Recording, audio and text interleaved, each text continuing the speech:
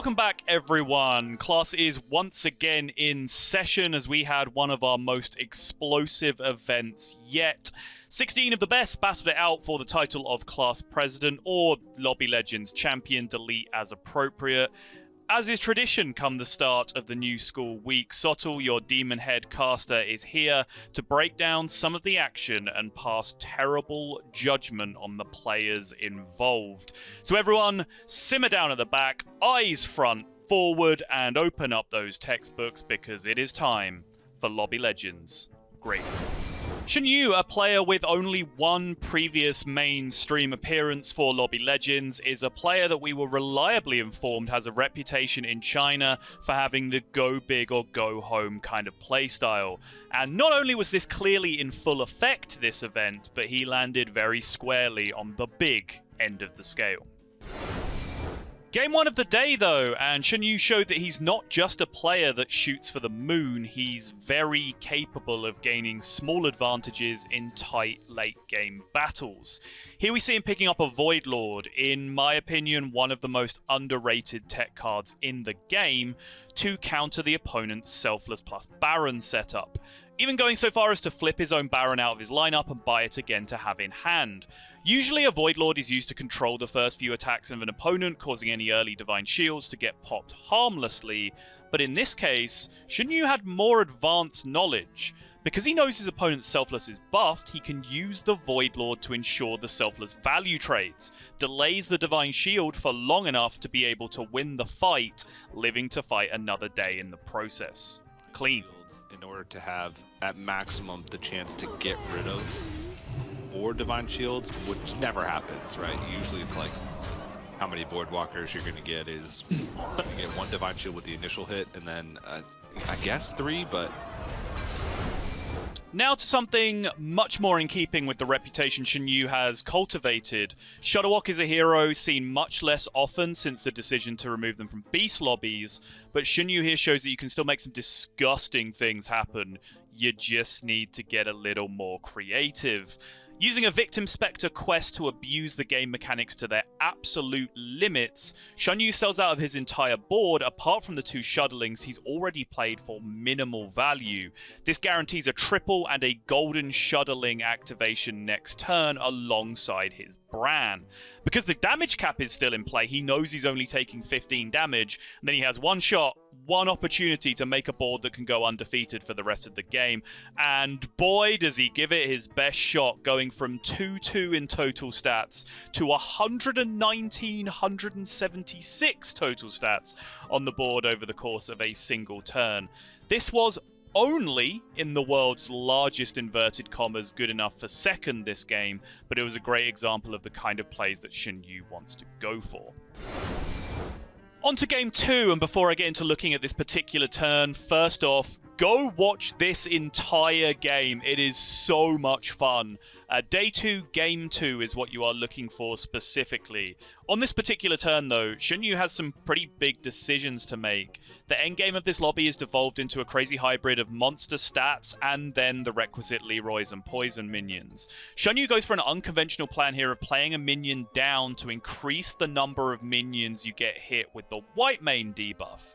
The plan here, which likely we didn't give enough credit to at the time, is to taunt and debuff with double damage multiple minions at once, allowing the cleave to perhaps take out 2 of the giant minions or more on the other side of the board. Still, even with that reasoning added in, there's some debate about whether that is worthwhile over a 7th minion, specifically a Leroy that could have easily been added to the board.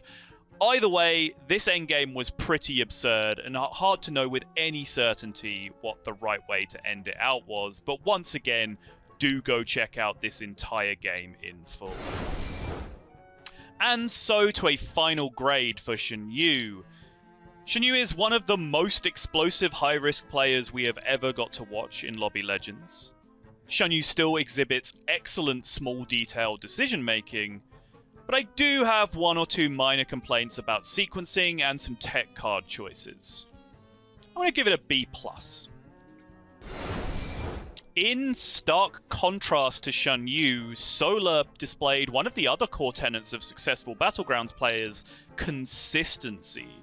Although perhaps not hitting the flashy heights that Shan Yu did, Solar was able to consistently pick up points throughout each game, putting himself in a position to win the whole thing before an explosive final encounter with Shan Yu in Final Lobby 6.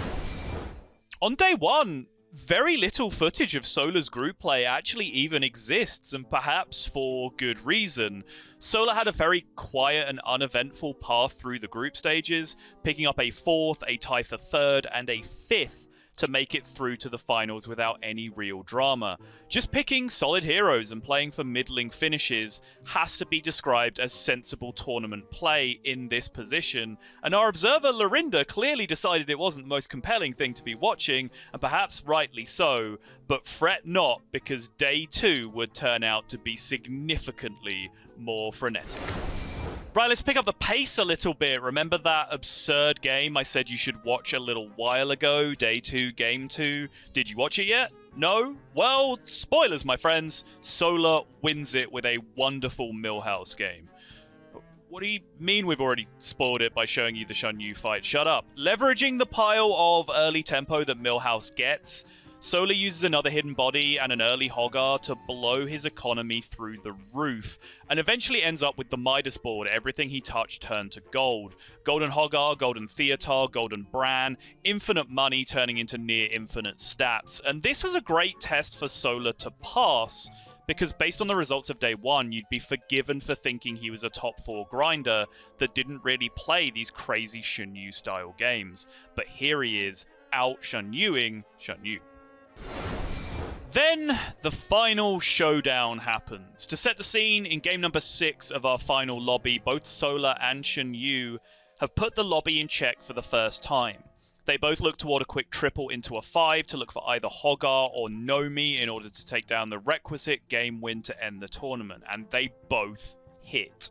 In the first head-to-head, Solar has a huge advantage and hits Shan Yu for a significant amount of damage, but in the rematch, Solar is the one who finds himself in danger of dying. A lot can be made here of the decision to hold on to the Bran even when facing another player who you know for a fact is going to be very strong and capable of killing you. You can make the argument that greedy play is warranted to win the lobby, as he needs to do so in order to end the tournament. But with Hoggar Cooked Book already locked in, how much does he actually need a Bran to make anything happen? In results-oriented world, I don't think an extra 20/20 in place of the Bran saves him in this fight, but that's never really a valid argument. Definitely a decision worth looking at, particularly because he absolutely knew from previous fights that Shan Yu was going to be a monster in this encounter. As it happens, Solar dies, Shan Yu wins the Battle of Wills and ends up taking down the whole tournament. What then is our final verdict for Solar?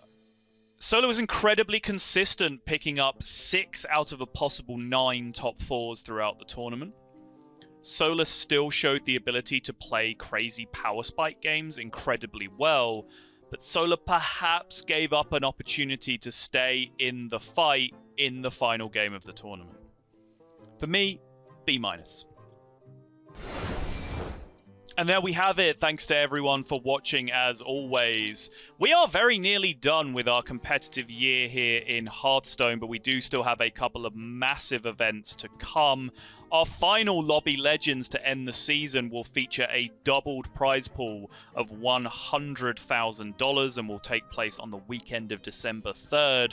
And you also do not want to miss the Standard World Championships, which will be starting on December 16th. As always, make sure you are subscribed and following all of the relevant Hearthstone channels to make sure that you stay up to date and do not miss either of those fantastic events. Until then, thanks for watching, everyone. Take care.